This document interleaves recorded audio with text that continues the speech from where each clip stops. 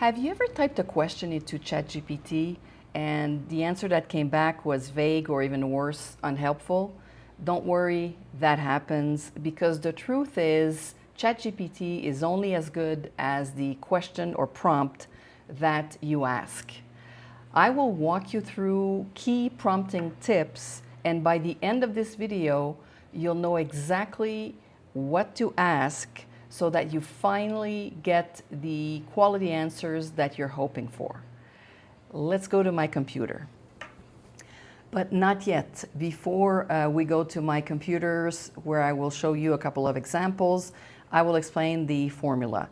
The formula basically has five parts, and those five are the most important, and you can also add a few that I will mention at the end. So the first part of it really is the role or the persona, and that sets the expertise and helps ChatGPT answer as if it were in that role.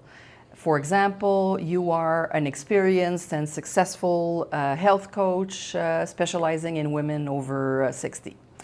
I always like to put successful in there because it could be someone experienced but not very good. So that's the first part. The second part is probably the foundation of the prompt, which is the task, what you're asking, so what you want. In that part of the prompt, you have to be very specific and clear. For example, summarize this text, or I've put a transcript of a YouTube video. Please give me the 5 top takeaways of this video. So it's you have to be very specific and direct, and that will help ChatGPT organize the answer, actually. And one thing that you should know is that in the prompt, whatever is at the beginning, ChatGPT will tend to give a bit more weight.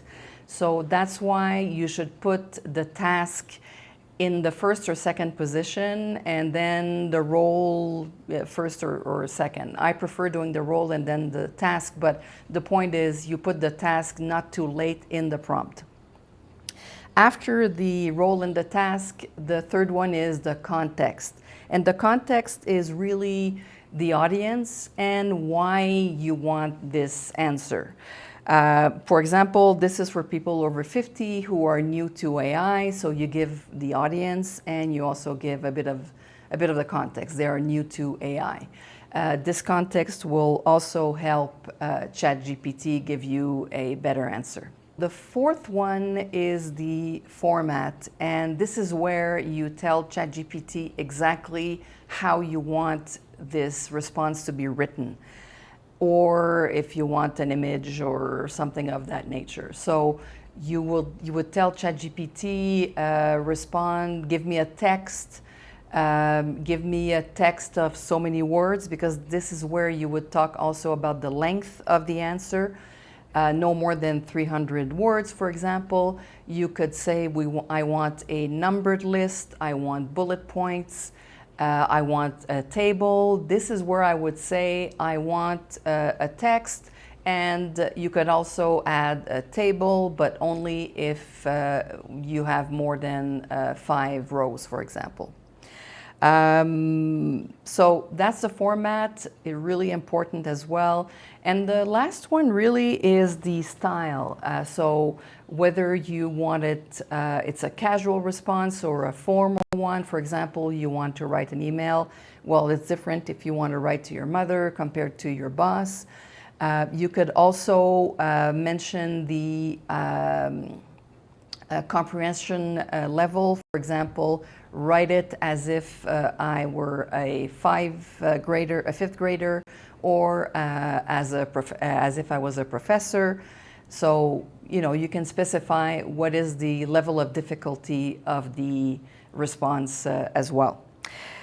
Apart from those 5, and those really are the top 5, there are others that people recommend that you could add.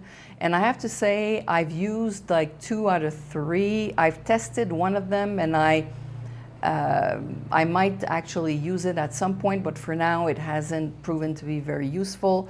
But I will mention it. So that one is examples. The other 2 that I've used are steps or clarifying questions. The examples, what people recommend is to put a good example of the answer that you want and a short a bad example.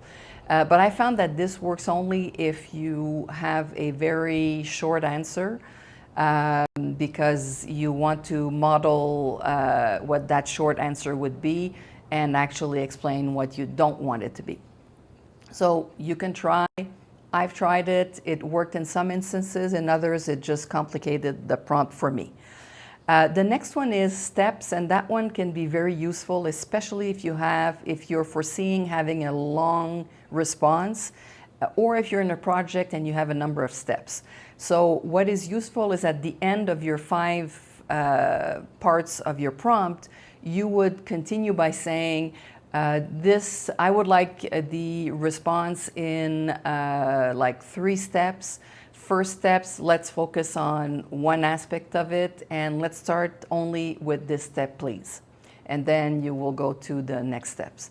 So that's super helpful. And the other one that is really helpful, and it depends on the question, sometimes it's not relevant, is asking ChatGPT to ask you clarifying questions.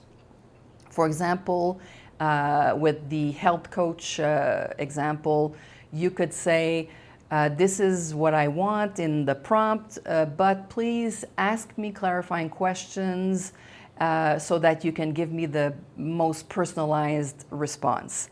And please ask one question at a time, because ChatGPT can really just go. So start with one question, you answer, and then ChatGPT will ask you other questions. So those are really helpful, and this pretty much is the formula. You have 5 important parts, and you have 3 other items that you can add at the end of your prompt. But before we go to the computer, I just want to give you a couple of tips. Basically, I have 5 of them. The first one is assumptions. And assumptions is very interesting because sometimes before or after prompting, you can ask ChatGPT, especially if you see after prompting that the response is not where you want it to be, what are your assumptions on this topic? And then ChatGPT will answer, for example, assumptions, if you ask a question about side hustles, assumptions on yourself, how much time you want to dedicate, if you want to invest money, are you interested in learning new skills? So if you didn't ask in the prompt to ask some clarifying questions, it's possible that ChatGPT would not know about this and then would give you an answer that is not really good. So you can ask the assumptions, and then you can challenge them and correct them. So that helps getting a better answer as well. The second one is to refresh part of the prompt after 10 or 15 exchanges. If you see that ChatGPT is starting to drift into another direction, you can also say, just a reminder, this is the task, this is the format that I want it with, and this is the important pieces of the context. So you don't need to redo the whole prompt, but by refreshing those, it can be very helpful, and chances are the answers will be much better as well. The fourth one is to ask ChatGPT to review its own answer. So after an answer or after a few changes, you can say, when you feel often that it's a good answer, you can ask, okay, so let's put this answer in Canvas so that you don't lose it, because I've seen sometimes when I've been asking to review, I would lose the first version. So put that in Canvas, and in this chat, give me, based on the best practices in the given topic, please give me, critique your own answer and give me a better answer or an enhanced response. That really helps because you keep the original one, and then ChatGPT will give you will critique the areas that are a bit weaker, and then will give you a better answer. It's often better, so it's very good to try to see if that could work as well. The fifth one is to give feedback within the chat. So you do the prompt, ChatGPT answers, you go back and forth a few times, and then if you see that it's not going really well, you can actually give some feedback. And that feedback could be refreshing part of the question, but it also could be, no, we've never talked about this, but I really don't want to go in that direction. I prefer going in this direction. So that's really helpful as well. And maybe my last tip is, don't think that the first draft or the first response will be the best one necessarily. It happens sometimes that you do have a very good answer and you don't need to go any further, but I would say that normally you would have to go back and forth a couple of times, 3 or even more, to get the best answer possible. So those are some of the tips, and I will finish on the 2 most important ones before we go to the computer, which is the most important one: verify the facts. And especially if you have sources, don't assume that ChatGPT has the right answer. It happens, I would not say regularly, but it's not rare. So I would go and check those sources, see if it's an old source, and sometimes these days, depending on the topic, if a source is more than a few months old, if you're in AI, for example, it might be a bit obsolete. You can also check by going to the source to see if it's a valid one, a reputable one, and there are ways to determine that. So I would really urge you to remember to check things. Just an example, when I was doing my video on Notebook LM, here's the clock. I asked ChatGPT to kind of give me a script, and in the script it was written, and in the sources you can go to up to 200 different sources, and I knew that it was 50. So I just wrote, isn't it 50? And it corrected the document in Canvas, but did not say anything. And I checked, and sure enough, it was 50. So you need to check everything. And then the most useful tip, I think, of all is ask ChatGPT to help you with the prompt. And often the best way to do this is to do your prompt, go back and forth. Once you get to something that you really like, and then you can ask to self-review. And if you have an answer that you intend to keep, you can ask ChatGPT, please give me the prompt that would have given me this result from the beginning. So that's often the best way to do it, and it's especially good if you have some tasks that you will be repeating. So it's good to have that. So that's pretty much the tips that I have, and now let's go to my computer, and I'll show you a couple. Of examples.